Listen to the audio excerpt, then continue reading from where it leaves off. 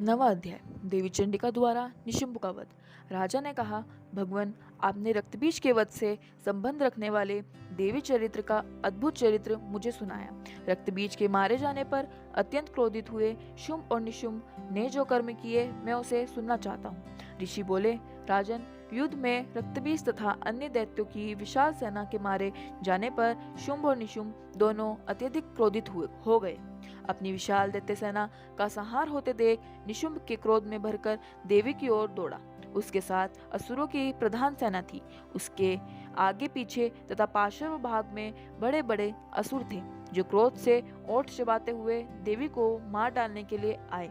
महाबली शुंभ भी अपनी सेना के साथ मातृगणों से युद्ध करते हुए क्रोधवश चंडिका को मारने के लिए आ पहुंचा। तब देवी के साथ शुंभ और निशुंभ का भीषण संग्राम छिड़ गया। वे दोनों दैत्य मेघों की भांति बाणों की भयंकर वृष्टि कर रहे थे। उन दोनों के चलाए हुए बाणों को चंडिका ने अपने बाणों के समूह से तुरंत काट डाला और शस्त्र समूह की वर्षा करके उन दोनों दैत्यपतियों के अंगों में भी चोट पहुंचाई। निशुंभ ने तेज तलवार और चमकती ढाल लेकर देवी के श्रेष्ठ वाहन सिंह के माथे पर प्रहार किया। अपने वाहन को चोट पहुंचने पर देवी ने क्षुरुप्र नामक बाण से निशुंभ की तेज तलवार तुरंत ही काट डाली और उसकी ढाल को भी, जिसमें 8 चांद जड़े थे, टुकड़े टुकड़े कर दिया। ढाल और तलवार के कट जाने पर उस असुर ने शक्ति चलाई, परंतु सामने आने पर देवी ने चक्र से उसके भी 2 टुकड़े कर दिए। अब तो निशुंभ क्रोध से जल उठा और उस दानव ने देवी को मारने के लिए शूल उठाया, परंतु देवी ने समीप आने पर उसे भी मुक्के से मारकर चूर चूर कर दिया। तब उसने गदा घुमाकर चंडी के ऊपर चलाई, परंतु वह भी देवी के त्रिशूल से कटकर भस्म हो गई। तदंतर दैत्यराज निशुंभ को फरसा हाथ में लेकर आते देख देवी ने बाण समूह से उसे घायल कर दिया। अत्यंत भयंकर प्रकर्मी भाई निशुंभ के धराशायी हो जाने पर शुंभ को बड़ा क्रोध हुआ और वह अंबिका का वध करने के लिए आगे बढ़ा। रथ पर बैठे बैठे ही उत्तम आयुधों से सुशोभित अपनी बड़ी बड़ी 8 अनुपम भुजाओं से समूचे आकाश को ढककर वह अद्भुत शोभा पाने लगा। उसे आता देख देवी ने शंख बजाया और धनुष की प्रत्यक्षा को भी अत्यंत घोर शब्द किया। साथ ही अपने घंटे के शब्द से जो समस्त दैत्य सैनिकों का तेज नष्ट करने वाला था, संपूर्ण दिशाओं को व्याप्त कर दिया। तदंतर सिंह ने अपनी दाहड़ से आकाश, पृथ्वी और 10 दिशाओं को गुंजयमान कर दिया। फिर देवी काली ने आकाश में उछलकर अपने दोनों हाथों से पृथ्वी पर शक्तिशाली आघात किया, जिससे ऐसा भयंकर शब्द हुआ जिससे पहले के सभी शब्द शांत हो गए। तत्पश्चात शिवदूती ने दैत्यों के लिए भयानक अट्टहास किया, जिसको सुनकर समस्त असुर थर्रा उठे। शुंभ को बड़ा क्रोध हुआ। उस समय देवी ने शुंभ को लक्ष्य करके कहा, अरे दुरात्मन, खड़ा रह कड़ा रह। तभी आकाश में खड़े हुए देवता बोल उठे, जय हो जय हो। शुंभ ने वहां आकर ज्वालाओं से युक्त अत्यंत भयानक शक्ति चलाई। अग्निमय पर्वत के समान आती हुई उस शक्ति को देवी ने बड़ी भारी शक्ति से उसे दूर हटा दिया।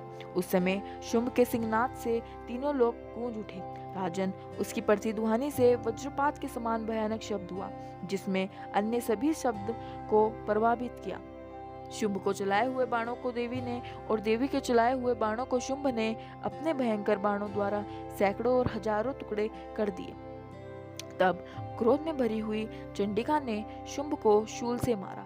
उसके आघात से वह मूर्छित होकर भूमि पर गिर पड़ा।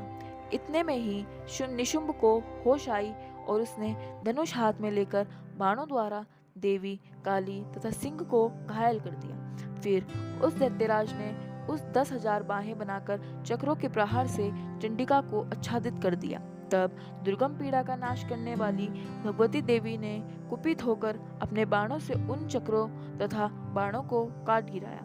यह देख निशुंभ दैत्य सेना के साथ चंडिका का वध करने के लिए हाथ में गदा ले बड़े वेग से दौड़ा। उसके आते ही चंडी ने तीखी धार वाली तलवार से उसकी गदा को शीघ्र ही काट डाला। तब उसने शूल हाथ में ले लिया। देवताओं को पीड़ा देने वाली निशुंभ का शूल हाथ में लिया तो देख चंडिका ने बड़े वेग से चलाए हुए अपने शूल से उसकी छाती छेद डाली। शूल से विदीर्ण हो जाने पर उसकी छाती से एक दूसरा महाबली एवं महापराक्रमी पुरुष खड़ी रह कहता हुआ निकला।